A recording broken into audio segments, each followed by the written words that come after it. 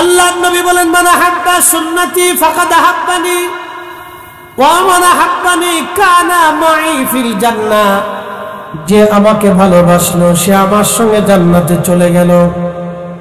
আর একটা মহব্বতে জাতি, নবীজি বলেন, লা ইউমিন, ঈমানদার হবে না হাত্তা আকুনা আহাব্বা ইলাইহি মিন ওয়ালিদিহি ওয়া ওয়ালাদিহি ওয়ান নাসি আজমাইন। দেখেন, দুই মহব্বতের ফজিলত নবী বর্ণনা করতেছেন।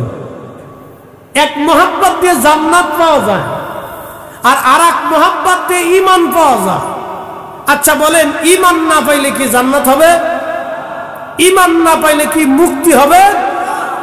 ঈমানের মূল ফাউন্ডেশনই হচ্ছে নবী প্রেম। একসাথে যারা বলা যাবে না আল্লাহু আকবার, আল্লাহ রাসূল তার দলিল দিচ্ছেন, এটাকে বলে মহব্বতের জাতি। লা ইউমিন, ঈমানদার হবে না হাত্তা আকুনা আহাব্বা ইলাইহি মিন ওয়ালিদিহি ওয়া ওয়ালাদিহি ওয়ান নাসি আজমাইন। তোমার সন্তান সন্ততি তোমার জীবনের চাইতে আমি নবীকে বেশি ভালো না বাসলে তুমি ঈমানদার হবে না।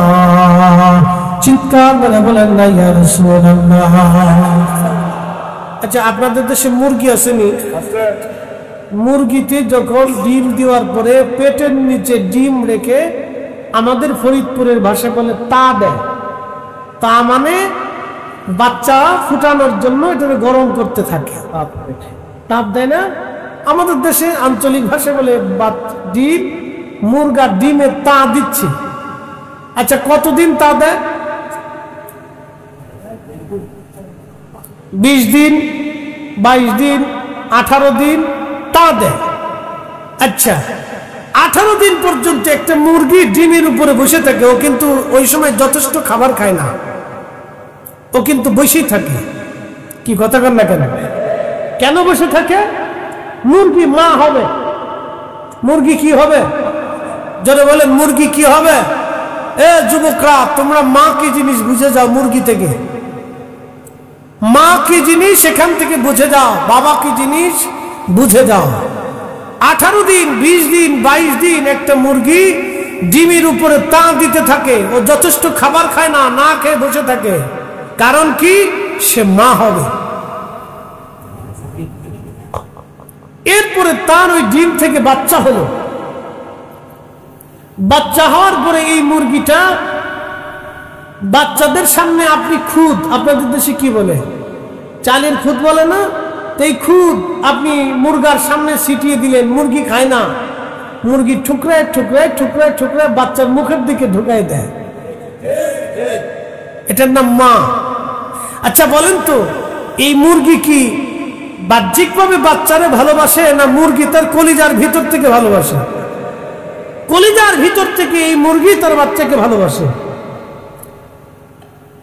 সিগাল আসছে বাচ্চা ধরার জন্য, মুরগি তার বাচ্চাকে বাঁচানোর জন্য একটা সিগালের সাথে মারামারি করে। কথা ঠিক কিনা? কেন? সেই মুরগি তার বাচ্চাকে কলিজার ভিতর থেকে ভালোবাসে।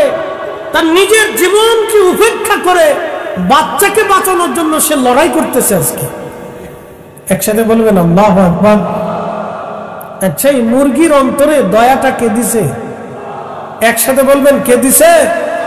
রাসূল বলেন, উম্মত, তুমি যদি ঈমানের লজ্জত পেতে চাও তাহলে মুহাব্বতের জাতি, লা ইউমিন আহাদুকুম হাত্তা আকুনা আহাব্বা ইলাইহি মিন ওয়ালিদিহি ওয়া ওয়ালাদিহি। মা বাবা, সন্তান সন্ততি, মা যেমন সন্তানকে কলিজার ভিতর থেকে ভালোবাসে, তুমি যেমন তোমার আওলাদকে কলিজার ভিতর থেকে ভালোবাসো। তোমার মাকে গালি দিলে তোমার কলিজার ভিতরে যেমন ব্যথা লাগে, তোমার বাবার গায়ে কেউ হাত দিলে তোমার কলিজার ভিতরে যেমন ব্যথা লাগে, তার চেয়ে বেশি পরিমাণে, অধিক পরিমাণে তুমি যদি আমাকে ভালো না বাসতে পারো তাহলে ঈমানের স্বাদ তুমি পাবা না, ঈমানদার তুমি হবা না। এই জন্য আমরা সুন্নিরা নবী নবী নবী নবী করি। যত বেশি বলবো তত ঈমানের লজ্জত বেশি পাবেন। কথা বলেন ঠিক না বেঠি? এখন আমার ভাইরা আমাদেরকে বেদাতি বেদাতি বলে, তো বলতে থাক, উনি বেদাতের জিকির করুক, আমরা নবী নবী জিকির করি। কি কথা ঠিক কিনা? উনি বেদাতের জিকির করুক, আমরা নবী নবী জিকির করতে থাকি, বাস শেষ। ক্লিয়ার কথা। আপনাদেরকে ছোট্ট পরিসংখ্যান থেকে নবী কিভাবে ভালোবাসতে হবে এটা বুঝাই না। তাহলে বুঝে যাবেন মহাব্বত কয় প্রকার। একটা মহাব্বতের সিফাতি, মহাব্বতের জাতি। সিফাতি দিয়ে জান্নাত পাওয়া যায়, আর জাতি দিয়ে ঈমান পাওয়া যায়। একসাথে বলবেন আল্লাহু আকবার। সিফাতি দিয়ে কি পাওয়া যায়? জান্নাত পাওয়া যায়। আর জাতি মহাব্বত দিয়ে কি পাওয়া যায়? ঈমান পাওয়া যায়। আর ঈমান যদি না থাকে তো কিছুই নেই, কিচ্ছু নেই। তাই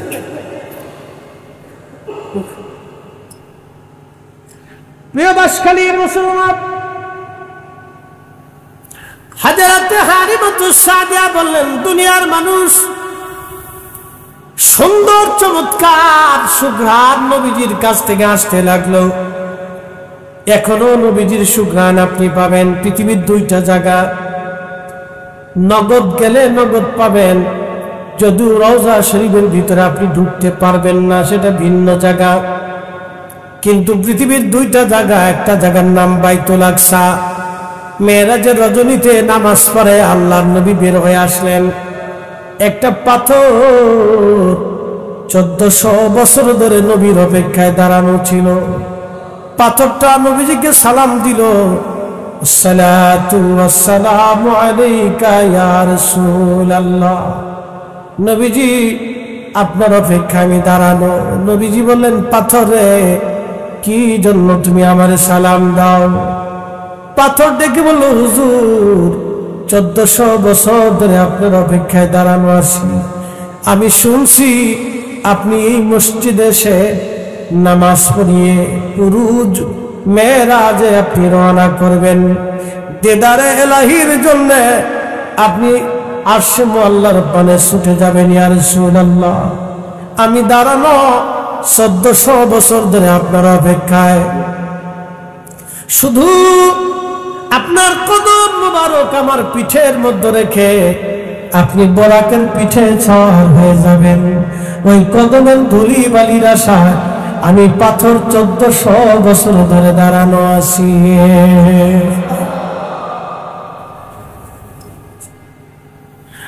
আল্লাহ নবী ডাক দিয়ে বললেন, পাথর আবেদন তোমার মঞ্জুর। ঠিক প্রিয় নবীজি কদম রাখতে যায়, আল্লাহ ডাক দিলেন, পাথর নরম হয়ে যাও, আমার হাবিব তোমার পিঠে চড়বে। নবীর যাতে কষ্ট না হয়, দিদারে এলাহির জন্য আমি রসুলকে সম্মানের সাথে নিয়ে আসতেছি। ঠিক তখনই পাথর নরম হয়ে গেল। আল্লাহর হাবিব কদম মোবারক রাখার সঙ্গে সঙ্গে পাথরের মধ্যে নবীজির কদম মোবারকের ছাপ বসে গেল। এখনো সেই পাথর বাইতুল আকসাতে এখনো আছে। ওই পাথরের ভিতর থেকে 1450 বছর পর্যন্ত সুঘ্রাণ আসতেছে। একটা সেকেন্ডের জন্য সুঘ্রাণ কখনো বন্ধ হয় নাই। একবার জোরে বলা যাবে কি আল্লাহু আকবার। এখনো সেই পাথর 1450 বছর ধরে সুঘ্রাণ আসতেছে। এক সেকেন্ডের জন্য এখান থেকে ঘ্রাণ বন্ধ হয়নি। ঠিক সেম একই ঘ্রাণ আপনি পাবেন উহুদে। উহুদে আল্লাহর হাবিব উহুদের যে পাহাড়ের পাশে সেই মসজিদে এখনো আছে। যোহর এবং আসরের নামাজ নবীজি আদায় করলেন। প্রিয় নবী আদায় করার পরে আসরের নামাজের পরে কাফেররা হঠাৎ আক্রমণ করলো। পিছন দিক থেকে গিরিপথ এসে হঠাৎ আক্রমণে সাহাবায়ে কেরাম দিশেহারা হয়ে গেলেন। 70 জন সাহাবী এই জিহাদে শহীদ হয়ে গেলেন। আল্লাহর হাবিবের দন্ত মোবারক শহীদ হলো, মাথা মোবারক কেটে গেল। হুজুরকে বাঁচানোর জন্য ফেরেশতা জিবরাইল, আমিন এবং সাহাবায়ে কেরাম ধরে নিয়ে আল্লাহর নবীকে উহুদের সেই ফাঁকা জায়গা যেটা এখনো উহুদের পাহাড়ের কোণাতে পড়ে আছে। পাথরের সে ফাঁকা জায়গা যেখানে এখনো ফাঁকা আছে, ওইখানে আল্লাহর নবীকে নিয়ে যাওয়া হলো। আমি উমরায় গিয়েছিলাম, তখন এর ভিতরে ঢুকতে পারি নাই, কিন্তু এই বছর হজে যাওয়ার পরে মুনাজ্জিমকে বললাম, ভাইজান চলেন একটা আবার সেই উহুদের ফাঁকা জায়গা যেখানে আল্লাহর হাবিব বিশ্রাম করেছিলেন সারা রাত, ওইখানে একটু বসে দোয়া করতে মন চাচ্ছে, আমাকে নিয়ে চলেন। আমরা ৩-৪ জন আলেম এবং আনুষঙ্গিক ৫-৬ জন লোক নিয়ে একসঙ্গে আমরা একটা গাড়িতে করে উহুদে চলে গেলাম রাত্রিবেলা। দিনের বেলা না, দিনেও গিয়েছি কয়েকবার, এবার রাত্রিবেলা গেলাম। চিন্তা করলাম রাত্রিবেলা যাই। তার কাটা দিয়ে ঘিরে রাখা ছিল, তার কাটাগুলি মানুষেরা কেটে ফেলে দিয়ে সেইখানে যাওয়ার জন্য তার কাটা স্থান দিয়ে ফাঁকা জায়গাতে আমরা গেলাম। সে উহুদের পাহাড়ের যেখানে আল্লাহ নবী বিশ্রাম নিয়েছিলেন, ওইখানটা সিমেন্ট দিয়ে ঘিরে দিয়েছে যাতে ভিতরে কেউ যেতে না পারে, কিন্তু জানালার মতো একটু কাটা রেখে দিয়েছে ভিতরে যাতে দেখা যায়। আল্লাহর কসম করি, ওই মালিকের হাতে আমার জীবন, ওই মালিকের হাতে আমার মরণ, ওই মালিকের হাতে আমার সব, সে আল্লাহর কসম করি। রাত্রিবেলা আমরা ৫-৬ জন যখন গেলাম, যাওয়ার পরে ওইখানে ঢোকার সঙ্গে সঙ্গে আল্লাহ বাতাসের সঙ্গে, আল্লাহর বেহেশতের ঘ্রাণ বাতাসের সাথে মৃদু মৃদু ভাবে আসতে লাগলো। চিন্তা করলাম বাতাসের সাথে ঘ্রাণ কেন আসে, বাতাসের সাথে কেন ঘ্রাণ আসে। আর একটু উপরে গেলাম, যত কাছে যাই তত ঘ্রাণ, যত কাছে যাই তত ঘ্রাণ। আর একটু উপরের দিকে একেবারে যেইখানে আল্লাহ নবী বিশ্রাম করেছিলেন সেইখানে গেলাম। খোদার কসম করে বলি, ওই ফাঁকা জায়গা দিয়ে মাথা ঢুকাইয়া ভিতরে মুখ লাগাই দেখি ভিতর থেকে এমন মিশকের ঘ্রাণ আসতেছে, যে ঘ্রাণটা বাইতুল আকসার পাথরে পাওয়া যায়, সেই একই ঘ্রাণ উহুদের ওই ফাঁকা জায়গায় পাওয়া যায় যেখানে সারা রাত্র বসে নবী বিশ্রাম করেছিলেন। এবং আল্লাহর হাবিবের দন্ত মোবারক শহীদ হওয়ার পরে যেই পাথরের ফাঁকা জায়গায় নবী বিশ্রাম করেছিলেন, ওই জায়গা থেকে এখনো 1450 বছর পরেও আল্লাহর বেহেশতের নবীর জান্নাতের সুঘ্রাণ এখনো আসতে থাকে, একটা সেকেন্ডের জন্য বন্ধ হয় না।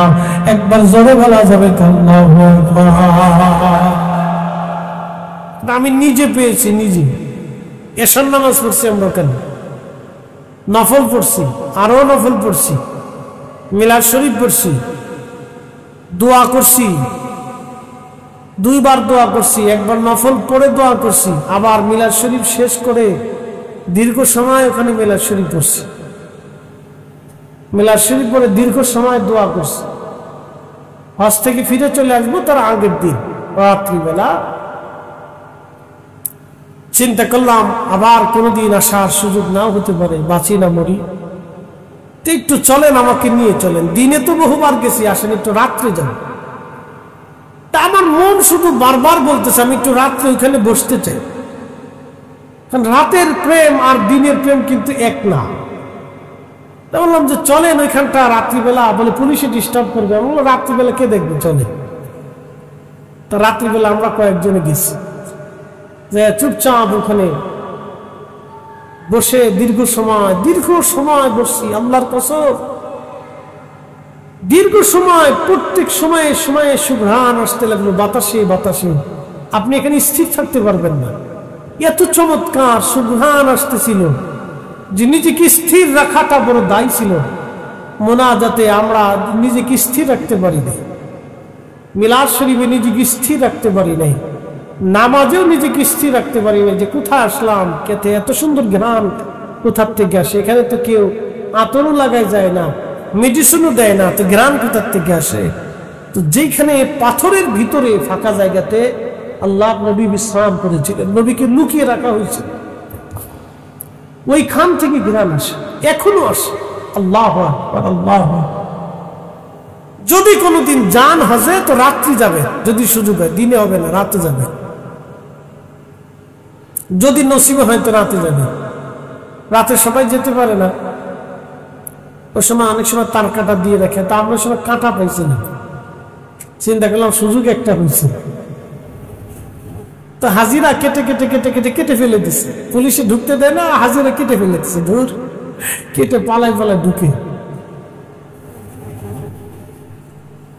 তো আল্লাহর রাসূলের সুঘ্রাণ এখনো পৃথিবীতে আছে। একসাথে বলবেন আল্লাহু আকবার। যদি কোনোদিন মদিনাতে যান তো মদিনার থেকে বদরের দিকে রওনা করার সময় একটা এলাকা পাবেন বীর রুহা। যে আমার হাতে যে আংটিটা দেখেন, এটা আকিক পাথর। মদিনা ইউনিভার্সিটির পাশে একটা এলাকা আছে, একটা উপত্যকা আছে, একটা নালা আছে, নালা, ওই নালা দিয়ে আগে মদিনার থেকে পানি যেত। আল্লাহ রাসূল বলেছেন ওয়াদিউল মুবারাক, সহিহ বুখারীতে আছে ওয়াদিউল মুবারাক। এই ওয়াদির পাথর দিয়ে আকিক পাথর তৈরি করা হয়। আর একটা নাম আছে ওয়াদি আকিক, এটা দিয়ে পাথর দিয়ে আকিক পাথর তৈরি করা হয়। এই পাথর আল্লাহর নবী হাতে ব্যবহার করতেন। আল্লাহর হাবিব ওই আকিক পাথর ব্যবহার করতেন। ওয়াদি আকিক, ওয়াদি মুবারাকের পাথর থেকে এই আকিক পাথর বানানো হয়। আল্লাহ রাসূল ওই আকিক পাথর ব্যবহার করতেন। ওইখানে সাহাবে কেরাম বাড়ি করতেন। অনেক সাহাবীদের বাড়ি ছিল ওই উপত্যকার পাশে। আল্লাহ রাসূল বলতেন ওয়াদিল মুবারাক, এটা মুবারকময় উপত্যকা। একসাথে বলা যাবে না আল্লাহু আকবার। রাসূল বলেছেন, এই নবীর কথার উপরে ইয়াকিন রেখে সাহাবে কেরাম ওখানে বাড়ি করতেন। সাহাবে কেরামের বিশ্বাস আপনি কল্পনাতীত হয়ে যাবে। আপনি বুঝবেন, ভাববেন যে তাহলে কি তারাও বেদাতি ছিল? তারা আল্লাহ রাসূলকে এতটা প্রাধান্য দিতেন, এত প্রাধান্য রাসূলকে দিতেন। প্রিয় উপস্থিতি, যদি কোনদিন মদিনা থেকে বদরের দিকে যান, একটা এলাকা পাবেন বীরে শেফা, একটা কুয়া আপনি পাবেন বীরে শেফা। এখানে 70 জন নবী এই কুয়ার পানি পান করেছেন এবং এখানে 70 জন নবী নামাজ পড়েছেন। ওখানে একটা মসজিদ আছে। 70 জন নবী ওই মসজিদে নামাজ পড়েছেন। 70 জন নবী 100 বছর যদি আপনি হিসাব ধরেন, তাহলে 70 জন নবীর হিসাব আসবে 7000 বছর। একসাথে বলবেন আল্লাহু আকবার। 70 জন নবী যদি আপনি 100 বছর ধরে হিসাব করেন তো 7000 বছর আসবে। একটা কুয়া 7000 বছরে কখনো শুকাই নাই। কুয়ার বয়স 7000 বছর, কখনো শুকাই নাই। কিন্তু আল্লাহর নবী পৃথিবীতে আসার পরে, দ্বীনের দাওয়াত দেওয়ার পরে ওই কুয়াটা শুকাই গেল। নবীজি উহুদ বদরের যুদ্ধ থেকে ফিরে আসার সময়, আল্লাহর নবী বদর থেকে ফিরে আসবেন, ফিরে আসার সময় বীরে শেফাতে নবীজি তাবু গাড়লেন, সাহাবীরা তাবু গাড়লেন। তাবু গাড়ার পরে নবীজি বললেন তোমরা শেফা থেকে পানি নিয়ে আসো। সাহাবীরা বলল হুজুর কুয়ার মধ্যে কোনো পানি নাই, একেবারে পানি কুয়ার নিচ পর্যন্ত শুকায় গেছে। আল্লাহর হাবিব হেঁটে হেঁটে এসে কুয়ার পাশে দাঁড়ায়া 70 জন নবী যে কুয়ার পানি পান করলো, আজকে সেই কুয়া শুকায় গেছে। আল্লাহর হাবিব কুয়ার পাশে দাঁড়ায়া নিজের পবিত্র থুতু মোবারক কুয়ার মধ্যে ছেড়ে দিলেন। থুতু মোবারক ছেড়ে দিয়েছেন, দিতে দেরি হয়েছে। কুয়ার নিচ থেকে পানির জোয়ার এসে এসে একেবারে কুয়া পরিপূর্ণ হয়ে পানিতে ভরে গেছে। একবার আওয়াজ তুলে বলা যাবে আল্লাহু আকবার। বীরে শেফা, সারা পৃথিবীর পানি আর বীরে শেফার পানি এক পাবেন না। এটা টেস্ট আলাদা, দেখতে আলাদা, ঘ্রাণ আলাদা। জমজমের পানি, বীরে শেফার পানি এক পানি না, একরকম না। সৌদি আরবে অনেক কোম্পানির পানি খাবেন, কিন্তু বীরে শেফার পানি এক পানি না। সৌদি আরবের আরো কুয়া আছে, অন্য কুয়ার থেকে পানি খাবেন, কিন্তু বীরে শেফার পানি এক পানি না, একরকম হবে না। এটা স্বাদ আলাদা। টেস্ট আলাদা। আল্লাহর নবী থুতু মোবারক ফেলেছিলেন, পানি উঠে গেল। 1450 বছরে কোটি কোটি হাজিরা দর্শনার্থীরা ওই কুয়ার পানি পান করলো, আজও পর্যন্ত পানি শেষ হয় নাই। একসাথে বলা যাবে সুবহানাল্লাহ। কি বুঝলেন? আপনাকে বুঝে যেতে হবে।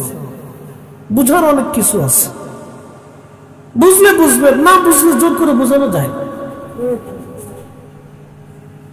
পানি এখনো আসতেছে, পৃথিবীর সব পানি, আর ওই পানি এক পানি না। আমি এক বোতল নিয়ে আসছি হজ থেকে আসার সময়, শুধু বিদেশে বার পানি নিয়ে আসছি, এক পানি হবে না। আল্লাহর নবী থুতু মোবারকের উঠা পানি এখনো চলতেছে।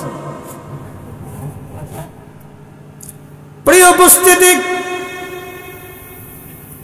আল্লাহর হাবিবের মুজিজা এখনো পৃথিবীতে আছে। কি কথা ঠিক কিনা? এখনো পৃথিবীতে আছে মুজিজা, এখনো চলমান আছে। কিয়ামত পর্যন্ত নবীর মুজিজা শেষ, আমার নবীর মুজিজা কিয়ামত পর্যন্ত চলবে, একটা দিনের জন্য বন্ধ হয় নাই। একসাথে বলা যাবে সুবহানাল্লাহ। সালাতুন ইয়া রাসূলুল্লাহ, সালামুন ইয়া হাবিবাল্লাহ। আমরা যদি একটু আগায় আগায় বসি তাহলে আশা করি পিছনে ভাইদের একটু কষ্ট কম হবে। সামনের ফাঁকা জায়গা, একবার চেপে বসার দরকার নাই, বেশি কষ্ট হবে। রিল্যাক্সেই বসেন, কিন্তু ফাঁকাটা থাকলে একটু ধাক্কা দিয়ে পুরা করে দেন। জিকিরের হালতে লা ইলাহা, জোরে লা ইলাহা, হক লা ইলাহা, হাসবি রাব্বি জাল্লাল্লাহ মা ফি কলবি।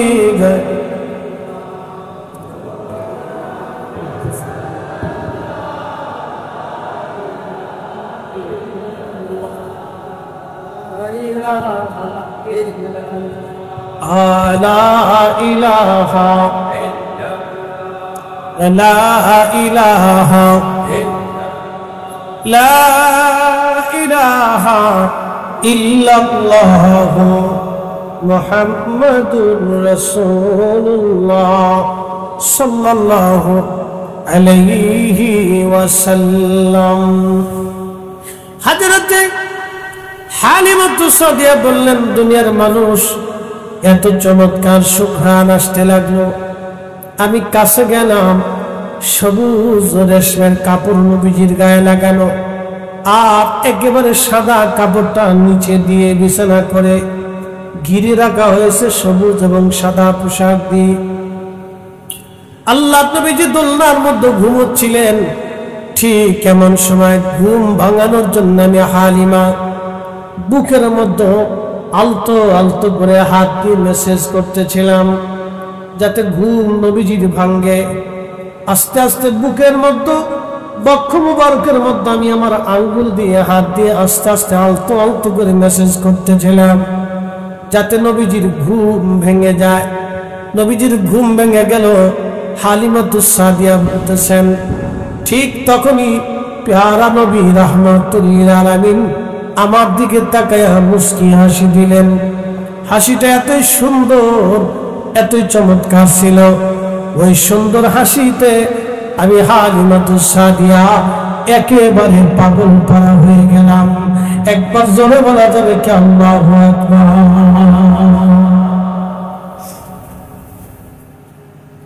হযরত হালিমাতু সাদিয়া বলতেছেন, দুনিয়ার মানুষ, আমি আরো আশ্চর্য হলাম। নবীজির জুলফি মুবারক, দুই ভুরু মুবারকের মাঝখানে যেই কপাল, এই কপাল মুবারক থেকে একটা নূর বের হয়ে খিলালাস সামা, একেবারে মধ্য আকাশ পর্যন্ত এই নূর মুবারক চলে গেল। কপাল মুবারক থেকে একটা নূর বের হয়ে খিলালাস সামা, মধ্য আকাশ পর্যন্ত একেবারে নূর মুবারক চলে গেল।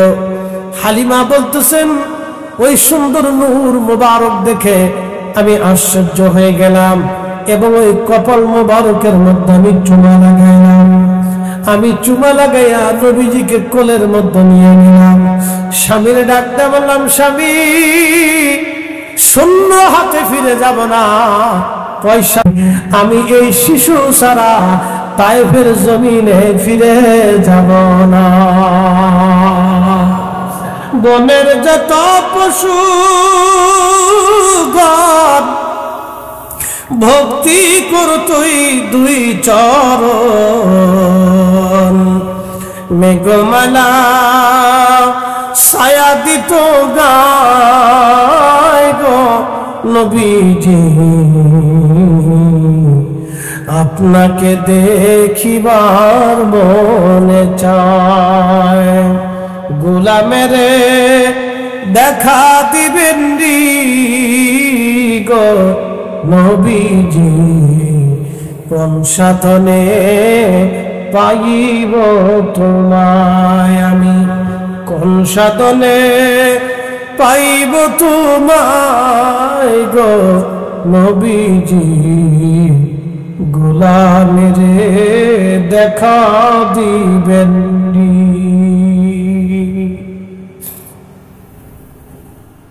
হালিমাতুস সাদিয়া বলেন, প্রিয় নবীজিকে বুকের মধ্যে নিয়ে আমি যখন আমার দুগ্ধ, আমার স্তনের দুধ খাওয়াইতে লাগলাম, আমি ছিলাম দুর্বল, হীন ক্ষীণ।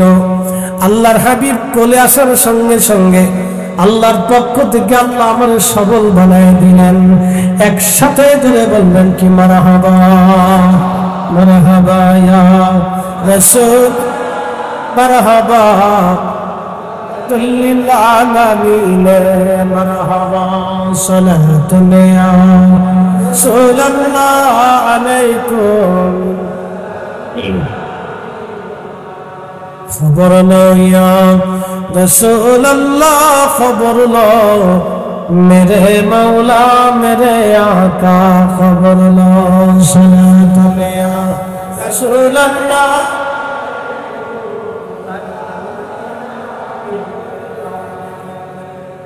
শোনেন, উহুদ পাহাড় জান্নাতে চলে গেছে শুধু আল্লাহ রাসূলকে ভালোবাসার জন্য।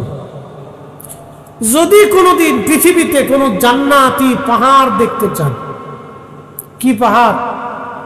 জোরে বলেন, জোরে জোরে। জান্নাতি পাহাড় যদি দেখতে চান তো উহুদের দিকে তাকাবেন। আলা বাবিন মিন আবওয়াবিল জান্নাহ, আল্লাহ রাসূল বলেন এটা জান্নাতের দরওয়াজাতে থাকবে। উহুদ এটা জান্নাতের পাহাড়। উহুদ পাহাড়কে জান্নাতে ঢোকার সময় দরজার পাশে আল্লাহ রেখে দিবেন। একসাথে বলবেন আল্লাহু আকবার। এই শোনেন, পৃথিবীতে দুইটা জাতিকে আল্লাহ জাহান্নামের ইন্ধন বানাবে, খড়ি খড়ি লাকড়ি, একটা মানুষ আর একটা পাথর। পৃথিবীতে ঝর্ণা দেখবেন, এই ঝর্ণা কিন্তু পাথরের ভিতর থেকে বের হয়ে আসে। কারণ কি জানেন? এই পাথর প্রতিনিয়ত আল্লাহর সাথে কান্নাকাটি করে, ইয়া রাব্বি তুমি আমাকে জাহান্নামের খড়ি বানাবা, আল্লাহ জাহান্নামকে আমাকে দিয়ে উত্তপ্ত করবা। আপনি দেখবেন কয়লার আগুন তাড়াতাড়ি শেষ হয়ে যায়, লোহাটাও আপনি তাড়াতাড়ি শেষ হয়ে যায়। লোহাতে আগুন ধরাবেন, ওটা লাল হবে, কিন্তু আস্তে আস্তে আস্তে আস্তে খুব দ্রুত ওইটা মিস হয়ে যাবে। কিন্তু পাথর যদি আপনি গরম করেন, এটা সহজে ঠান্ডা হয় না, সহজে পাথর ঠান্ডা হয় না। এই জন্য পাথর এবং মানুষ দিয়ে আল্লাহ জাহান্নামকে পরিপূর্ণ করবে এবং লাকড়ি বানাবে, উত্তপ্ত হতে থাকবে, উত্তপ্ত হতে থাকবে জাহান্নাম, পাথর। এই জন্য পাথর প্রতিনিয়ত কান্নাকাটি করে, আল্লাহ আপনি আমাকে দিয়ে জাহান্নাম ভর্তি করেন না। পাথর কান্না করে, সে কান্না থেকে ঝর্ণার সৃষ্টি হয়। একসাথে বলা যাবে আল্লাহু আকবার। আহা, পাথর কান্নাকাটি করে, আর আমরা মানুষ আমাদের চোখের পানি আসে, আমরা মানুষ আমাদের চোখে পানি আসে না, পাথর কান্নাকাটি করে। আল্লাহর নবী বললেন, সাহাবীরা রে, দুনিয়া থেকে যদি জান্নাতি পাহাড় দেখতে চাও, আমার উহুদের দিকে তাকাও। উহুদ জান্নাতি পাহাড়, আলা বাবিন মিন আবওয়াবিল জান্নাহ, এটা দরজার সামনে তাকে রেখে দেওয়া হবে। জান্নাতের ঢোকার সময় দরজার পাশেই উহুদের জায়গা হয়ে যাবে। কারণ শুধুমাত্র আল্লাহর নবীকে ভালোবাসার জন্য একটা পাহাড় জান্নাতে চলে গেল।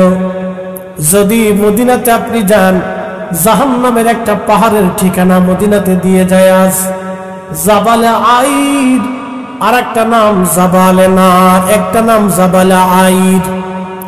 মদিনা মুনাওয়ারা থেকে যদি আপনি ইহরাম বাঁধেন, তাহলে মক্কায় আসার সময়, মদিনার বের হওয়ার সময় মসজিদে জুল হুলাইফা থেকে আপনাকে ইহরাম বাঁধতে হবে। মসজিদে জুল হুলাইফার বাম পাশে আপনি দেখবেন একটা মস্ত বড় পাহাড়, এই পাহাড়ের নাম জাবালে আইর, জাবালে নার। আল্লাহর নবী বলতেন, উহুদ আমারে ভালোবাসে আর জাবালে আইর আমার সাথে দুশমনি করে। আলা বাবিন মিন আবওয়াবিন নার, এই জাবালে আইরটাকে আমার আল্লাহ রাব্বুল আলামিন জাহান্নামের দরজার পাশে আল্লাহ রেখে দিবে। জাহান্নামের দরজার পাশে আল্লাহ জাবালে আইরকে রাখবে, কারণ সে আমার সঙ্গে দুশমনি করে। একটা কথা মনে রাখবেন, আল্লাহ নবী হিজরত করার সময় নবীজি এসে হেঁটে হেঁটে আরব সাগর, লোহিত সাগরের পার দিয়ে নবীজি হেঁটে হেঁটে হেঁটে হেঁটে আসতেছিলেন। আহা, সেই দিন কত কষ্টের দিন ছিল। একটা মাত্র উটের পিঠে চড়ে হযরত আবু বকর সিদ্দিক রাদিয়াল্লাহু তাআলা আনহু উটের রশি ধরে সুদূর মদিনা থেকে টেনে টেনে টেনে টেনে, মক্কা থেকে টেনে টেনে মদিনা পর্যন্ত আবু বকর আমার নবীর উট ধরে ধরে টেনে টেনে আসছে। একসাথে ধরে বলা যাবে আল্লাহু আকবার। যদি কোন মদিনা সৌদি আরবে যান, তাহলে আপনি গরমের ভিতরে 1 ঘন্টা হেঁটে দেখবেন কেমন মজা। বেশি না, মাত্র 1 ঘন্টা হাঁটবেন, 1 ঘন্টার ভিতরে যে কত বোতল পানি আপনার লাগবে শুধু হেঁটেই দেখবেন। শুধু হেঁটে দেখবেন যে কত বোতল পানির দরকার। এই মদিনাতে ঢোকার সময় একটা পাহাড়ের নাম জাবাল আইর। জাবাল আইর সব পাহাড় নবীকে সালাম দিল, কিন্তু জাবাল আইর রাসূলকে সালাম দেয় নাই। নবীজির সাথে দুশমনি রাখতো। মদিনাতে 2টা পাহাড়, একটা পাহাড় জান্নাতি আর একটা পাহাড় জাহান্নামী। শুধু রাসূল ভালোবাসার জন্য এক পাহাড়ের ভাগ্য খুলে যে জান্নাতি হলো, আর নবীর সাথে বেয়াদবির জন্য আর একটা পাহাড় জাহান্নামে চলে গেল। এই জন্য আমরা সুন্নিরা নবী নবী করি, রাসূলের পক্ষে কথা বলি, নবীর গান গাই, নবীর গুণ গাই, নবীর গান গাই, নবীর শান গাই। কথা বলেন ঠিক কিনা? Kazi Nazrul Islam under matric, under আল্লামা ডক্টর ইকবাল দাড়িও নাই, মোছ নাই। আল্লামা ডক্টর ইকবাল দাড়ি নাই, বিরাট বড় বড় মোছ, কিন্তু নামের আগে আল্লামা। একটা দাড়িও সে রাখে নাই সারা জীবন, দাড়ি শেষে শেষে ফেলে দিল, কিন্তু নামের আগে আল্লামা। শুধু আমি বলি নাই, এই উপমহাদেশের হাজার হাজার আলেমরা তার নামের আগে আল্লামা লেখে। তিনি লিখে দিলেন, যাবে শিকওয়াতে মগজ করা রূহে ঈমান জানে দিন হাসতে হবে রহমাতুল লিল আলামিন। কুরআনের মগজ বলো, ঈমানের রূহ বলো, ধর্মের প্রাণ বলো, সবকিছুর মূল নবীর ভালোবাসা, রাসূলের ভালোবাসা যেখানে নাই সেখানে কোরআন নাই, দ্বীন নাই, ঈমান নাই। আর যার ঈমান নাই তার আখিরাত বড় ভয়াবহ। কথা বলেন ঠিক কিনা? হাজিরিন, খুব মনোযোগ দিবেন। বাংলার কবি কাজী নজরুল কত চমৎকার করে লিখে দিলেন, ত্রিভুবনের প্রিয় মুহাম্মদ এলো রে দুনিয়ায়, রে সাগর আকাশ বাতাস দেখবি দুনিয়া আয়া,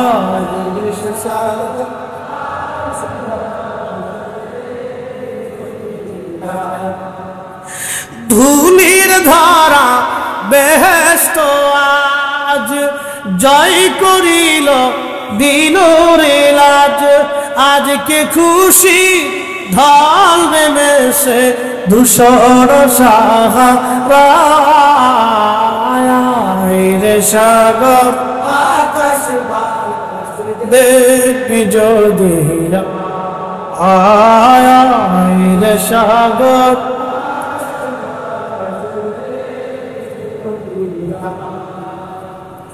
কবি কাজী নজরুল শুধু এখানেই ক্ষান্ত হাত নাই, কত চমৎকার করে তিনি আরো লিখে ফেললেন। আল্লামা ইকবালের ভাষার অনুযায়ী লিখে দিলেন, আল্লাহ কি যে পাইতে চায়। বলেন আল্লাহ পাওয়ার আশা আছে না নাই?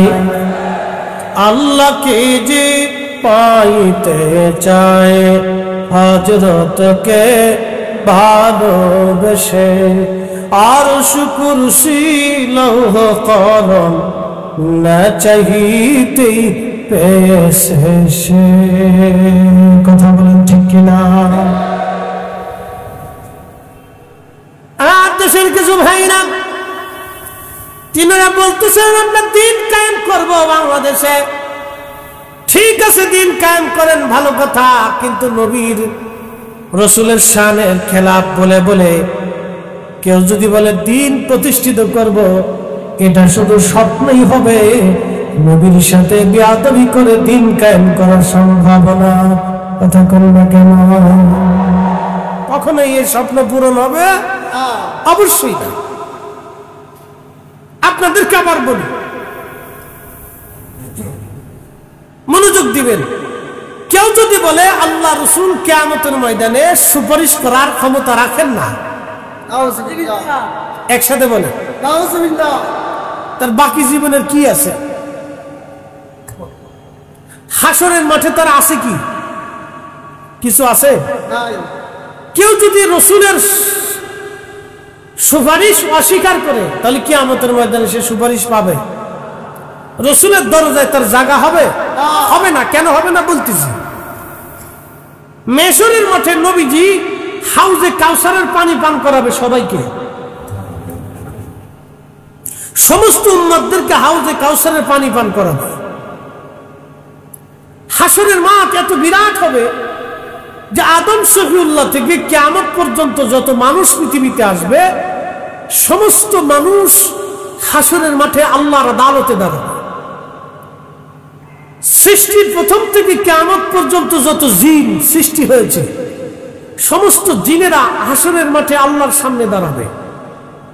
সৃষ্টির প্রথম থেকে কিয়ামত পর্যন্ত যত ফেরেশতা সৃষ্টি হবে, সমস্ত ফেরেশতারা আল্লাহর আদালতে হাসরের মাঠে নিজস্ব আকৃতি নিয়ে দাঁড়ায় যাবে। পৃথিবীর যত পশু পাখি প্রাণী, উট দুম্বা ছাগল ভেড়া বকরি বাঘ সিংহ হরিণ মহিষ যা কিছু আছে, সব কিয়ামতের ময়দানে আল্লাহর আদালতে হাসরের মাঠে দাঁড়াবে। তাহলে বলেন হাসরের মাঠটা কত বড় হবে? চট্টগ্রামের ফুটবল খেলার মাঠ, বাংলাদেশের মতো একটা মাঠ, পৃথিবীর মতো একটা বড়, পৃথিবীর সমান একটা মাঠ, এরকম কয়েক লক্ষ কোটি পৃথিবী এক জায়গা করলেও হাসরের মাঠের একটা মাঠের সমান হবে না। একসাথে বলা যাবে আল্লাহু আকবার। সেই মাঠে মালিক ইয়াউমিদ্দিন আমার আল্লাহ, রব্বুল আলামিন আমার আল্লাহ, রাহমাতুল লিল আলামিন আমার নবী, মালিক ইয়াউমিদ্দিন আমার আল্লাহ, শাফিউল মুজনিবিন আমার নবী, আরশে আল্লাহ, আল্লাহর মালিক আল্লাহ, মাকামে মাহমুদের মালিক আমার নবী। সেই দিনে আমার জান্নাতের রব হচ্ছে আমার আল্লাহ, আর হাউজে কাউসারের মালিকানা আমার নবী। একসাথে বলা যাবে না মারহাবা? আপনি রসুলকে ছোট করে দেখলে আপনার দুনিয়াও বরবাদ হবে, আখিরাতও বরবাদ হবে। আপনি ঠিক বললেও ঠিক, না ঠিক বললেও ঠিক, কোরআনই ঠিক, রসুলের জবানে ঠিক, পৃথিবী উল্টে যাবে, সাগর শুকিয়ে যাবে। আপনাদের এখান থেকে সাগর কত কিলোমিটার হবে? সাগর কত কিলো? বঙ্গোপসাগর 3 কিলোমিটার। এখান থেকে সাগর মাত্র 3 কিলোমিটার, অর্থাৎ এখানে ওই গাছের উপরে দাঁড়ালে সাগর মনে দেখা যাবে। তো 3 কিলোমিটার এখান থেকে সাগর। এই যে পৃথিবীর আপনারা একবার স্থলভাগের শেষ প্রান্তে আছেন, পৃথিবীর স্থলভাগের একেবারে শেষ প্রান্তে আপনারা, এরপরে সাগর আর সাগর আর সাগর, পানি আর পানি আর পানি, সাগর শুকিয়ে যাবে, আল্লাহর কালাম কখনো পরিবর্তন হবে না। কথা ঠিক কিনা? আল্লাহর কালামের কোনো পরিবর্তন নেই। দুনিয়াতে রাসূলুল্লাহকে অস্বীকার করে কিয়ামতের ময়দানে আল্লাহর নবীর সুপারিশের আশা করাটা বৃথা হবে। নবীর শাফায়াতকে ইনকার যারা করবে কিয়ামতের ময়দানে তারা সুপারিশ পাবেই না। রাসূলের ইজ্জতকে যারা ছোট করে দেখবে কিয়ামতের ময়দানে তারা আল্লাহর দরবারে ইজ্জত পাবেই না। কথা বলেন ঠিক কি না? সারা জিন্দেগীর জন্য মনে রাখবেন তাদের উপরে আল্লাহর লানত হবে, ফেরেশতাদের লানত হবে, তামাম সৃষ্টির লানত হবে, আমার রাসূলের পক্ষ থেকে তাদের উপর লানত হবে, তাদের আখিরাত বরবাদ হবে, নেকিগুলি ভস্মীভূত হয়ে যাবে।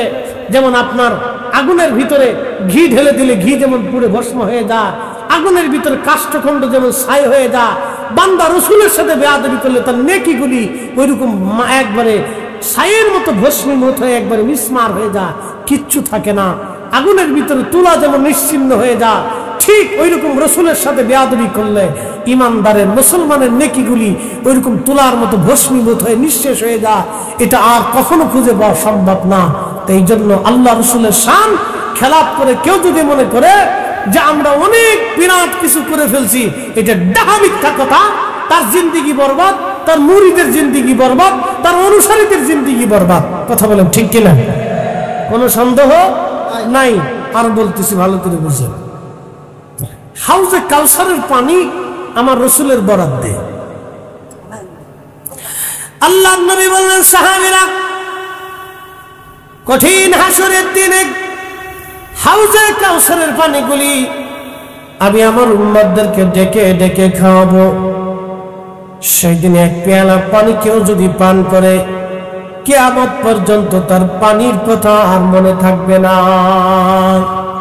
একসাথে বলা যাবে কি মারহাবা?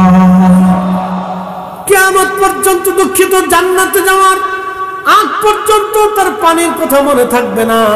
সে বেহেশতে যাবে, যাওয়ার আগ পর্যন্ত পানি তৃষ্ণা হবে না।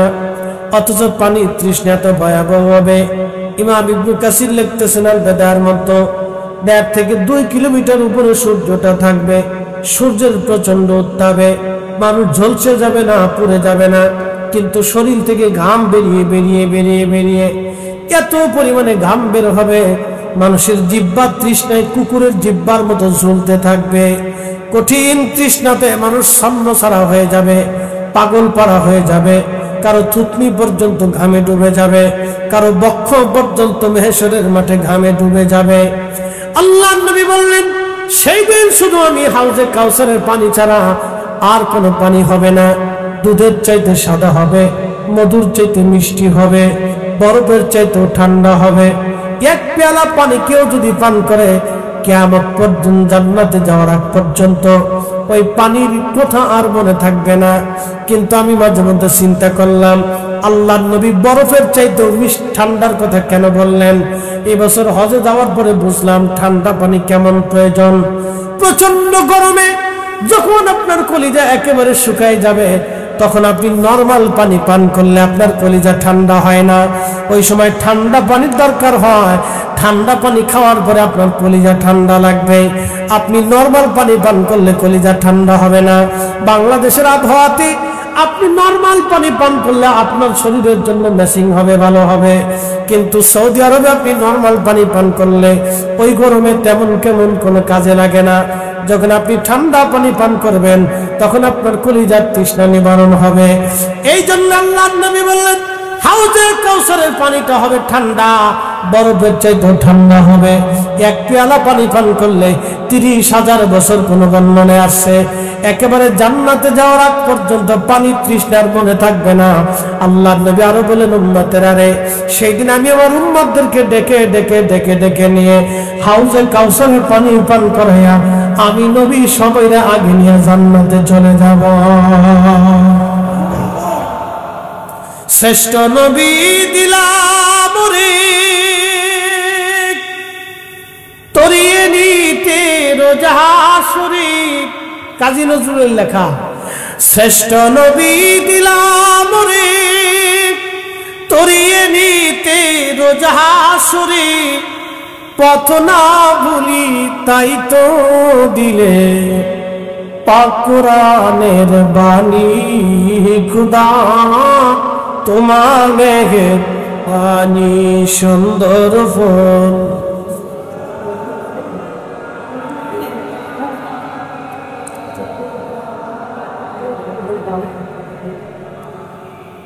তুমি কতই দিলে রতন ভাই বারাদার পুত্র সদত, খুদা পেলি অন্য যুগাও মানি চাই না মানি, খুদা তোমার মেহেরবানি সুন্দর ভোন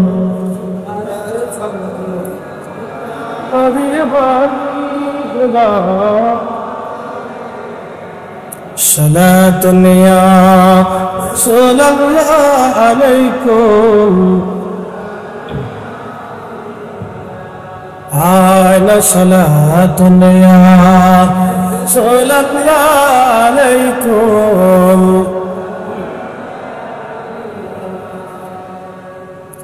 বন্ধু আমার, সাহাবীরা বলতেছে হুজুর কিয়ামতের মাঠে উম্মত আপনি কি করে চিনবেন? অথচ আদম শফিউল্লাহ থেকে ঈসা রুহুল্লাহ পর্যন্ত ১৬ লক্ষ নবী পৃথিবীতে আগমন করেছে। এত নবীর উম্মতের মাঝে আপনার উম্মত কেমনে চিনবেন? আমার নবী ডাক দিলেন, সাহাবীরা রে, 1000 লাল ঘোড়ার ভিতরে সাদা কপালওয়ালা একটা ঘোড়া কি চেনা যায় কিনা? সাহাবীরা বলেন, হ্যাঁ ইয়া রাসূলুল্লাহ, 1000 লাল ঘোড়ার ভিতরে, কালো ঘোড়ার ভিতরে একটা সাদা কপালওয়ালা ঘোড়া চেনা সহজ। নবীজি বললেন, সাহাবীরা রে, আমার উম্মতেরা 5 ওয়াক্ত নামাজ পড়বে, 5 ওয়াক্ত নামাজের আগে 5 ওয়াক্ত ওযু করবে। ওই ওযুর কারণে, ওযুর চিহ্নগুলি সেই দিন নূরে নূর চমকাইতে থাকবে। ওই নূর দেখিয়া দেখিয়া আমি নবী আমার উম্মতকে হাউজে কাউসারের পানি পান করায় দিব। একবার জোরে বলা যাবে কি মারহাবা? নামাজ জোরে বলেন কি? আরো জোরে, আরো জোরে। যেই উম্মত নামাজ পড়ে না, হাউজে কাউসারের পানিও পাবে না। কথা কন না কেন? যেই উম্মত নামাজ পড়ে না, ওযু করে না, হাউজে কাউসারের পানি পাবে না। আরো এক প্রকারের উম্মত হাউজে কাউসারের পানি পাবে না। তারা কারা? আল্লাহ রাসূল বলতেছেন, ওই হাউজে কাউসারের পানি আমি যখন পিলাইতে থাকবো, তখন একদল উম্মত দৌড়ে আসবে পানি পান করানোর জন্য। ঠিক তাদের মাঝে এবং আমার মাঝে ফেরেশতারা পর্দা ফেলে দিবে, ব্যারিকেড দিয়ে ফেলবে। তখন আমি নবী বলবো, আমার উম্মতি, উম্মতি, এরা আমার উম্মত, আমার উম্মত। ফেরেশতারা আমার উম্মত, তোমরা পর্দা ছেড়ে দাও। ফেরেশতারা বলবে, ইয়া রাসূলুল্লাহ, আপনার ইন্তেকালের পরে আপনি জানেন না এরা নিত্য নতুন মতবাদ চালু করছিল, আপনার শাফায়াতকে অস্বীকার করছিল, আপনার শানকে ছোট করে দেখেছিল, আপনার ইজ্জতকে হীন করেছিল, আপনার এই যাহা আপনি এবং সাহাবে کرام যে বিশ্বাসে ছিলেন না, নিত্য নতুন মতবাদ আকীদা তারা প্রচার প্রসার করেছিল। ইয়া রাসূলুল্লাহ, তারা নতুন নতুন বেদাতি আকীদা অর্থাৎ বেদাতি দল, আহলে সুন্নাত ওয়াল জামাত ব্যতীত পৃথিবীতে যত দল আছে 72 ফেরকা, সব ফেরকা বেদাতি, বেদাতি, বেদাতি। জোরে বলেন কি ফেরকা? জোরে বলেন, জোরে জোরে জোরে। মিলাদ পড়লে বেদাতি হয় না, বদ আকীদার জন্য বেদাতি হয়। আল বেদাত ফিল ইতিকাদ, তারা আকীদাগত বেদাতি, আকীদাগত বেদাতি, আকীদাগত বেদাতি। আল্লাহর নবী বললেন, আমার উম্মত ঠিক তখনই আমি বলবো, সুলকান সুলকান, দূর হ, দূর হ, লিমান গায়রা বাদি। আমার পরে তোরা নতুন নিত্য নতুন মতবাদ চালু করেছিলি, বেদাতির দল, সরে যা, সরে যা। আজকে তোদের এখানে হাউজে কাউসারের পানি জায়গা হবে না। তারা হাসরের মাঠের এক কোণায় মন বেজার করে বসে থাকবে, মন বেজার করে বসে থাকবে। তাসওয়াদু উজুহুম, তাদের চেহারা দেখলে বোঝা যাবে তারা জাহান্নামী, মলিন হয়ে বসে থাকবে, মলিন হয়ে বসে থাকবে। ইবনে আব্বাস কোরআনের আয়াতের তাফসীর করতে যায় বলেন, ওহুম আহলুল বেদাতি, তারা বেদাতি দল, অল গুমরা, তারা গুমরাহি দল। তারা নতুন নতুন আকীদা প্রচার প্রসার করেছিল, নিত্য নতুন মতবাদ চালু করেছিল। এই জন্য আহলে সুন্নাত ওয়াল জামাতের আকীদার বাহিরে পৃথিবীতে যত আকীদা আছে সব বেদাতি। আহলে সুন্নাত ওয়াল জামাতের মতবাদের বাহিরে পৃথিবীতে যত মতবাদ আছে সব মতবাদ বেদাতি, বেদাতি, বেদাতি। একমাত্র আহলে সুন্নাত ওয়াল জামাতি জান্নাতি। একসাথে বলা যাবে না আল্লাহু আকবার? না না, হাত উঁচু করে বলেন আল্লাহু আকবার। জীবনের শেষ সময় পর্যন্ত আহলে সুন্নাত ওয়াল জামাতের দামনকে দাঁত দিয়ে কামড় দিয়ে ধরে রাখতে হবে। কথা বলেন ঠিক না বেঠিক?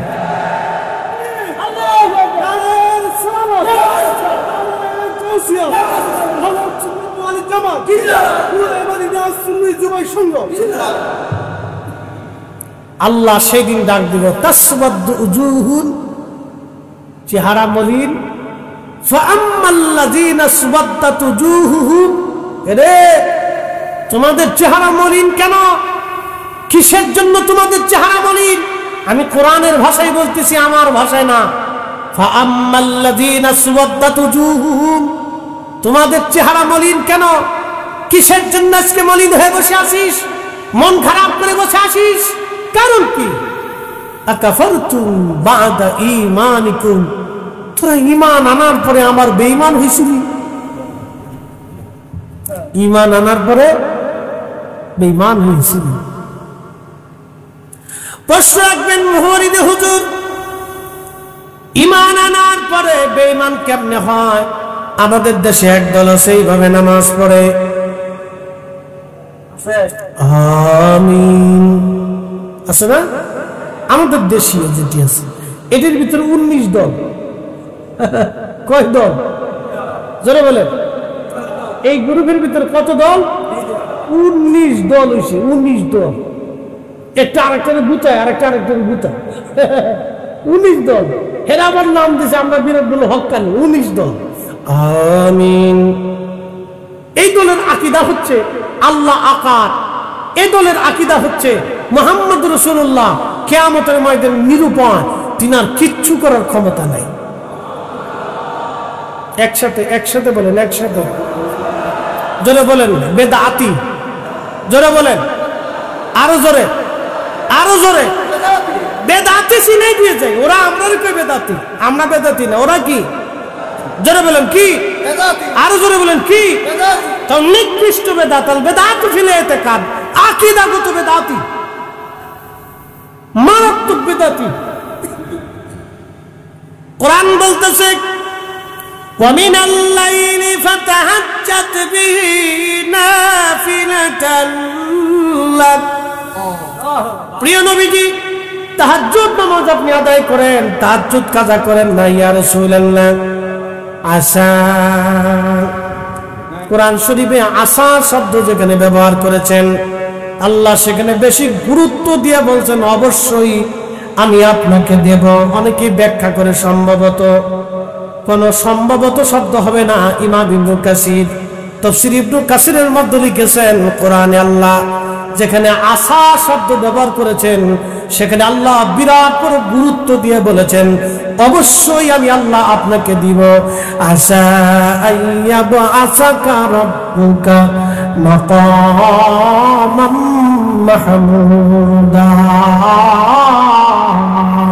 একবার জোরে বলা যাবে কি ইয়া রাসূলুল্লাহ, ইয়া রাসূলুল্লাহ, ইয়া হাবিবাল্লাহ, ইয়া রাসূলুল্লাহ। আমার মৌত নিদান কালে থাকি নবীজি আমার শিয়রে করিব চুম্বন কদম ধরিয়া।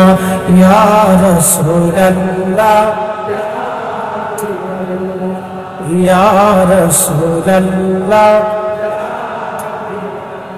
মাতা পিতা যাহাদের অন্ধকার কবরে দেখি নবীজি মায়াবী নজরে তরায়া লইও হাসর মাজারে, তরায়া লইও হাসর মাজারে।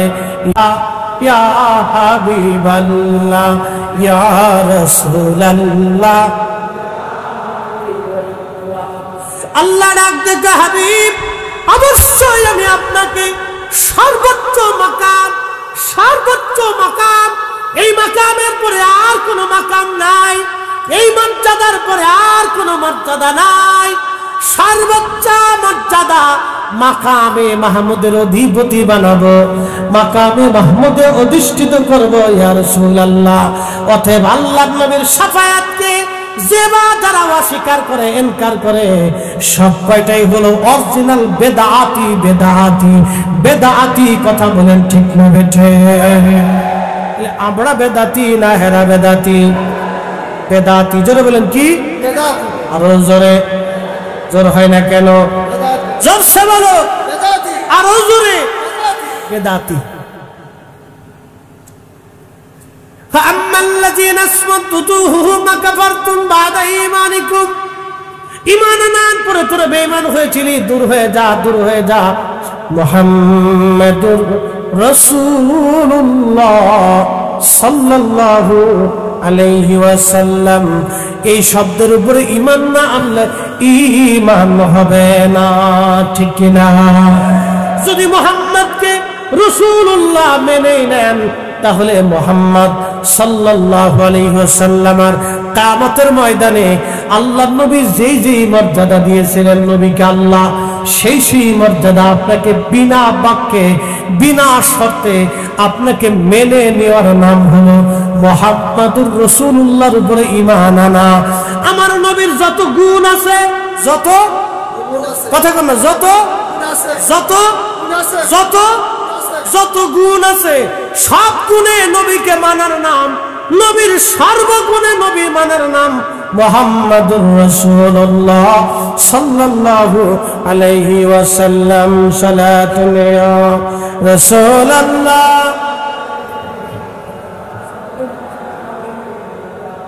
হায় হায় সালাতুন ইয়া।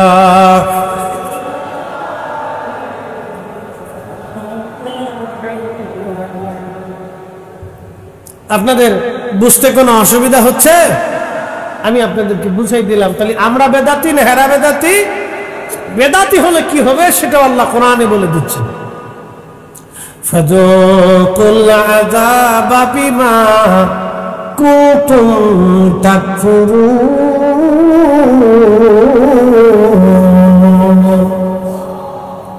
যাও আজকে জাহান্নামে চলে যাও। কোথায় চলে যাও?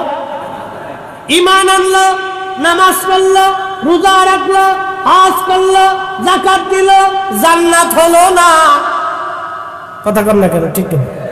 নামাজ পড়লো, রোজা করলো, জিকির করলো, হজ করলো, যাকাত দিল, কিন্তু জান্নাত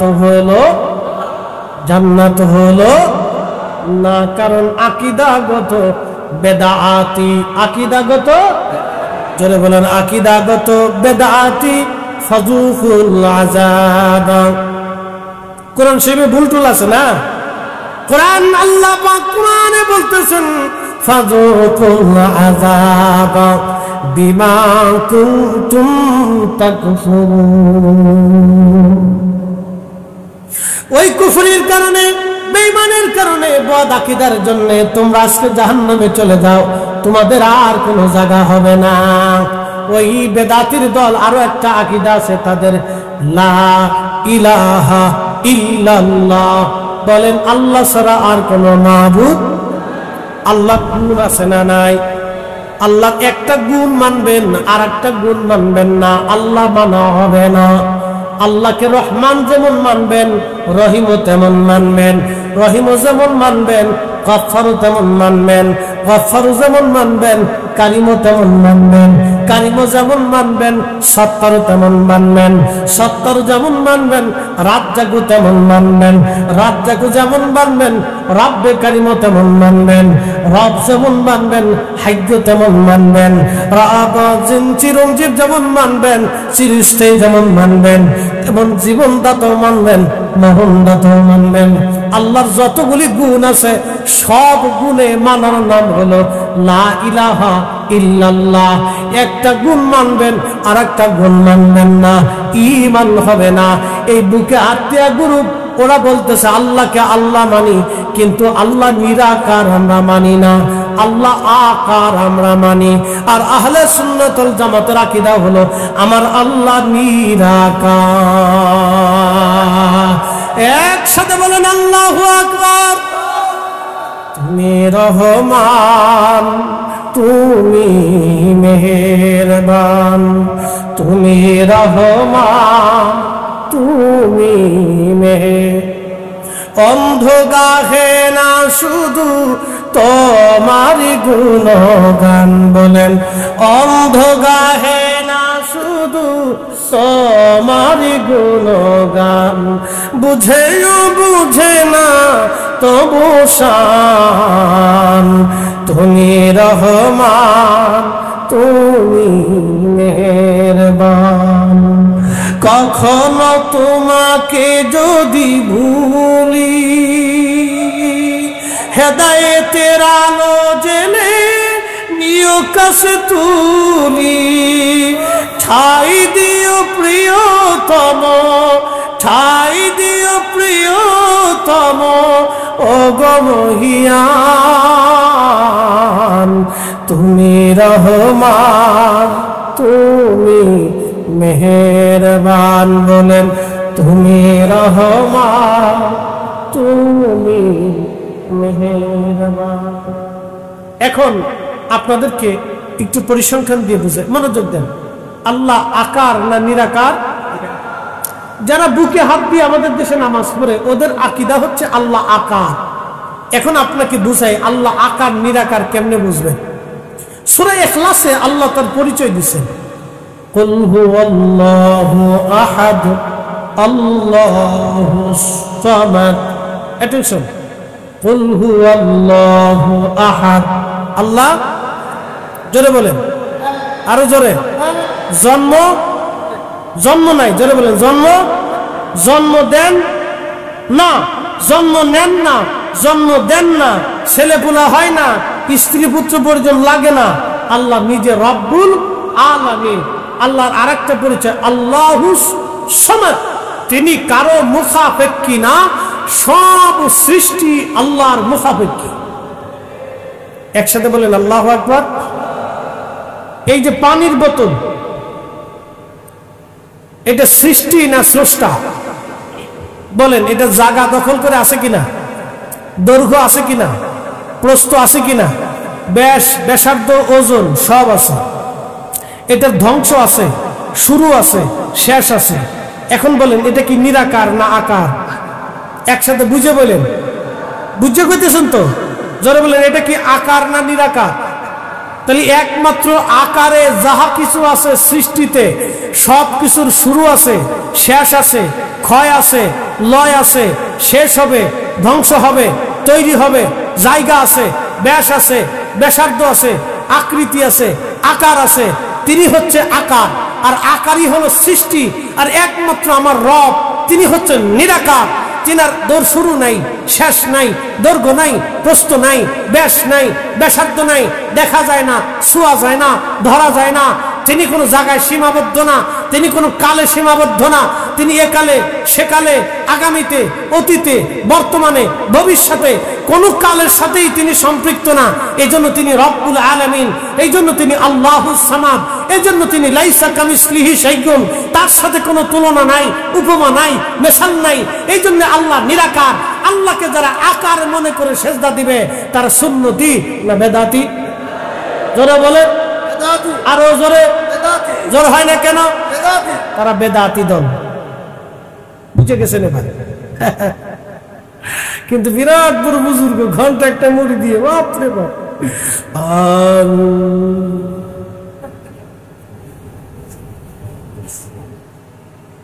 আপনাকে বুঝে তারপরে কবরে যেতে হবে, ঈমান নিয়ে কবরে যেতে হবে। ঈমান বিহীন কবরে গেলে সর্বনাশ হবে।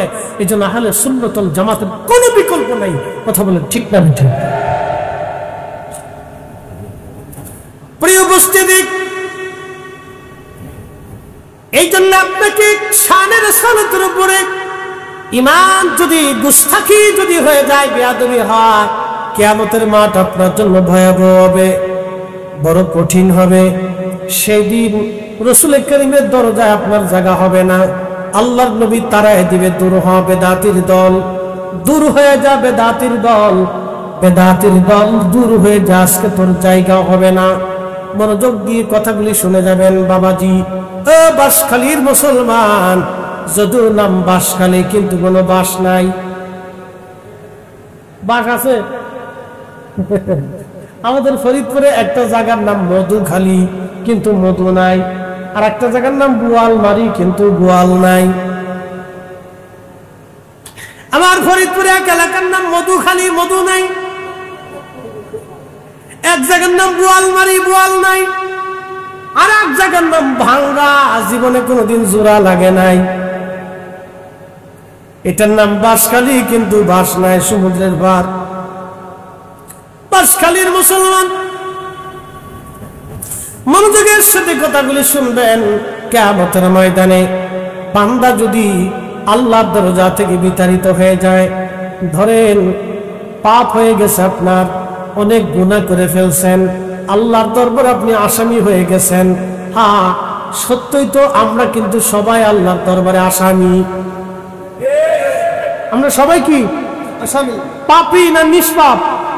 আমরা সবাই পাপী, শ্রোতা ভোক্তা সবাই কি পাপী। শুধু পাপ না, অনেক বড় বড় পাপ আমরা করি, হাসতে হাসতে মিথ্যা বলি। কথা ঠিক কিনা? বাদাম কিনতে গেছে গোলাপানে, বাদাম আলের জিগায়, বাদাম আলা, বাদামের দাম কত? কয় 100 গ্রাম 25 টাকা। তো মাপো, কত মাপবো? 250 গ্রাম মাপো। 3-4 জন বন্ধু মিলে 250 গ্রাম বাদাম খাইতে দিয়ে ওই বাদাম আলা বাদাম মাপতে মাপতে এই বাড়িতে 25 গ্রাম টিপটি টিপটি খেয়ে ফেলেছে।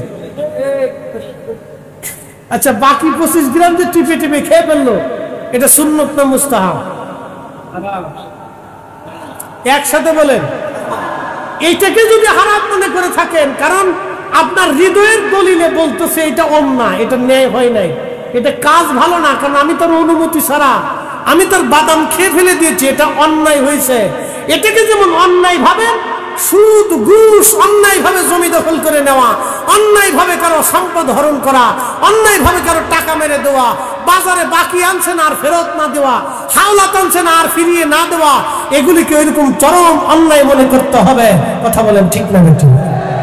এগুলি অন্যায়, অনেক বড় অন্যায়, এগুলি অনেক বড় অন্যায়। আমরা হাসতে হাসতে অন্যায় কাজ করি। বাংলাদেশে কত মানুষ, কত মুসলমান টাকা ফেরত দেন। আপনাদের কাছে একটা মাসালা আপনার দিয়ে দেন, শোনেন। আল্লাহ নবী কোন সাহাবী ইন্তেকাল করার পরে নবীজি কবর দেওয়ার আগে তার পরিবারকে ডাকতেন। ডাকার পরে বলতেন, তার কি কোনো ঋণ আছে কিনা?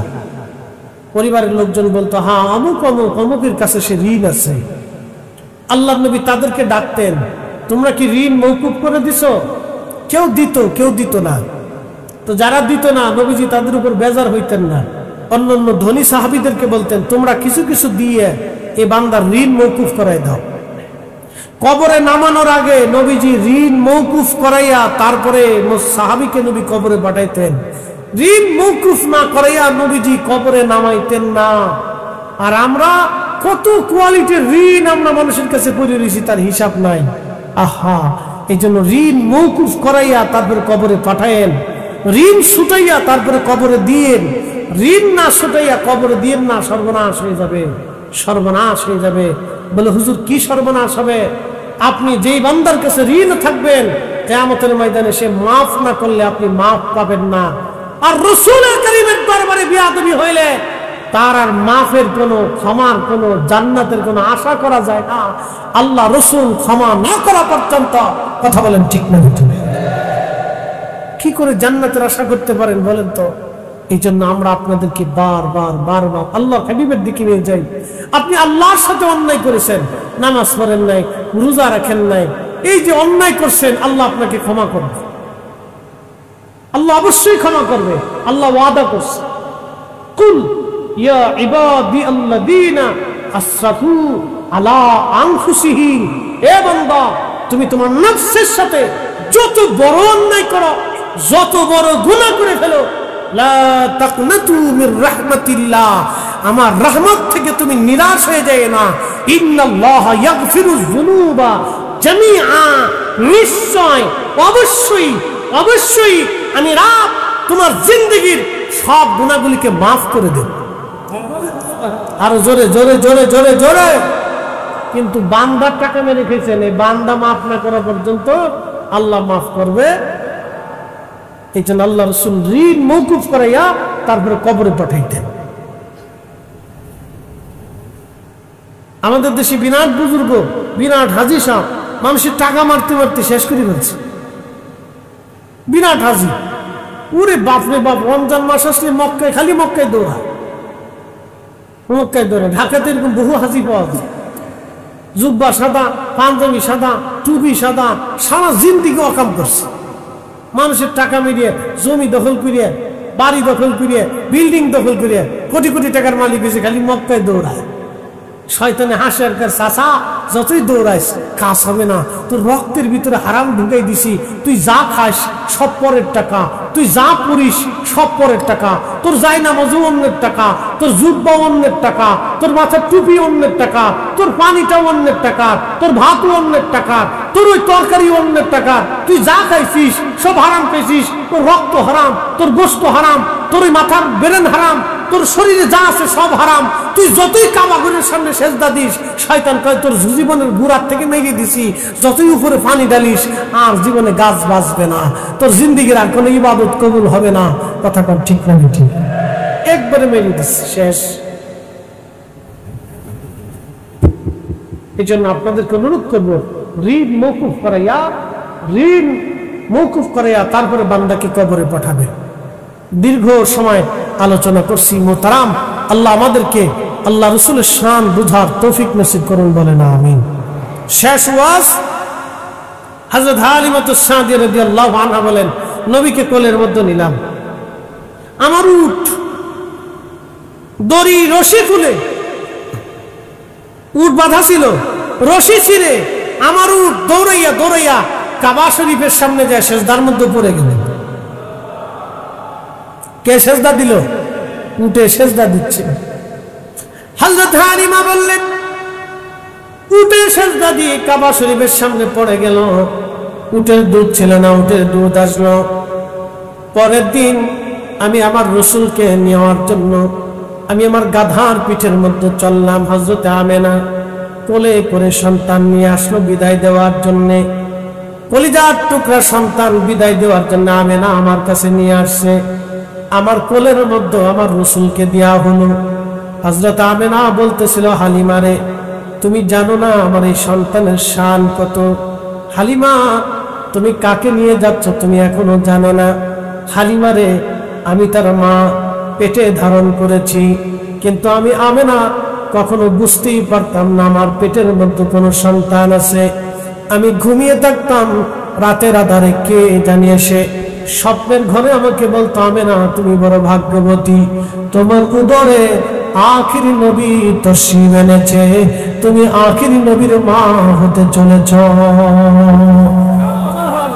হালিমা তুমি জানো না আমার মুহাম্মদ কত বড় শানওয়ালা? হযরত আমেনা বলতেছে, রে হালিমা আমার বেটা মুহাম্মদ কত বড় শানওয়ালা তুমি জানো না? আমি বলছি, হালিমারে তারা আমানতের সাথে রাখবা এবং খুব যত্ন করবা। শুনে রাখো, আমার সন্তান আখিরি নবী হবে, আমার সন্তান নবী হবে, জগৎ জোড়া তার খ্যাতি হবে। সৃষ্টির এমন কোন জায়গা নাই তার প্রশংসা না হবে, তার গুণকীর্তন ছড়িয়ে না করবে, তার অনুসারী দিয়ে সারা পৃথিবী ভরে যাবে। একবার জোরে বলা যাবে কি মারহাবা?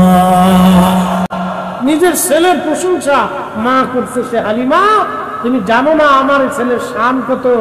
হালিমারে আমি যখন আমার সন্তান মুহাম্মদকে দুনিয়াতে আসে, সে আমার থেকে ভিতর থেকে যখন আল্লাহ তাকে আনে, শোনো, তখন আমি শুধু নূর দেখেছি। একসাথে বলবেন আল্লাহু আকবার। খারাজা মিনহা নূর, আমি শুধু নূর দেখছিলাম, আমার ভিতর থেকে নূর বের হয়। আর এই নূরের আলোতে আমি সুদূর সিরিয়ার রাজপ্রাসাদ, রোমানদের রাজধানী রোম সাম্রাজ্যের রাজধানী সিরিয়ার সেই বিরাট বড় রাজপ্রাসাদ আমি প্রকাশ্যভাবে দেখেছি। রে হালিমা তুমি জানো না আমার ছেলের শান কত? সাবধানে রাখবে, আমার সন্তানকে পরম আদর দিবে, যত্ন করবে। হালিমা তুমি অনেক বড় ভাগ্যবতী, আমার সন্তান পৃথিবীতে আসার পরে তুমি জানো না হালিমা, আমি যখন আমার সন্তান প্রসাব করেছিলাম, বেলা দাঁত হয়েছিলাম, হালিমারে আমার পুরা ঘরটা নূরে নূরান্বিত ছিল। 4 জন মহিষী নারী এসেছিল বেহেশত থেকে, একজনের নাম হাওয়া, আরেকজনের নাম মারিয়াম, আরেকজন আসিয়া, একসাথে বলা যাবে না আল্লাহু আকবার? তারা এসে আমার সন্তানকে রিসিভ করেছিল। আলিমা শোনো, আমার সন্তানের শান কত। আমি কখনো আমার সন্তানের গুপ্তাঙ্গ দেখি নাই, শুধু নূর দেখা যায়। হযরত আলিমা বলতেন, আল্লাহর কসম আমি রাসূলের গুপ্তাঙ্গ কখনো দেখি নাই, ওদিকে নজর পড়লে শুধু নূর দেখতাম, নূর। একসাথে বলবেন না আল্লাহু আকবার? আপনারা দুনিয়াতে যখন ছোটকালে ল্যাংটা ছিলেন, এখনো ল্যাংটা হলে গুপ্তাঙ্গ দেখা যায় না? আল্লাহ রসুলের গুপ্তাঙ্গ কেউ কোনোদিন দেখে নাই। আল্লাহ রসুলের ইজ্জত থেকে, সম্মান থেকে এতটাই বুলন্দ করেছিলেন, তিনি খাতনা অবস্থায় পৃথিবীতে আসছে। মায়ের পেট থেকে আল্লাহ খাতনা করাই দিয়েছে। পৃথিবীর কোন পুরুষ তার ওই গুপ্তাঙ্গ ইজ্জত মুবারকে হাত যাতে না দিতে পারে, সেই জন্য আল্লাহ থেকে খাতনা করাইয়া পৃথিবীতে পাঠিয়েছে, খাতনা করে পাঠিয়েছে, খাতনা করে পাঠিয়েছে। আরে আমার রসুলের শান তো আল্লাহ নিজে বুলন্দ করেছে, আমার রসুলের শান তো আল্লাহ নিজে রক্ষা করেছে। অতএব উম্মত যদি ওই নবীর ইজ্জতের চাদর ধরে, আল্লাহি বিল্লাহি তাল্লাহি আসমানওয়ালার কসম করে বলি, ওই উম্মতের দুনিয়া ধ্বংস হবে, মরণ ধ্বংস হবে, কবর ধ্বংস হবে, হাসর ধ্বংস হবে, পরকাল ধ্বংস হবে। কথা বলেন ঠিক না ঠিক? ওয়াজ আমার শেষ। আল্লাহ আমাদেরকে বোঝার তৌফিক দিক বলেন আমিন।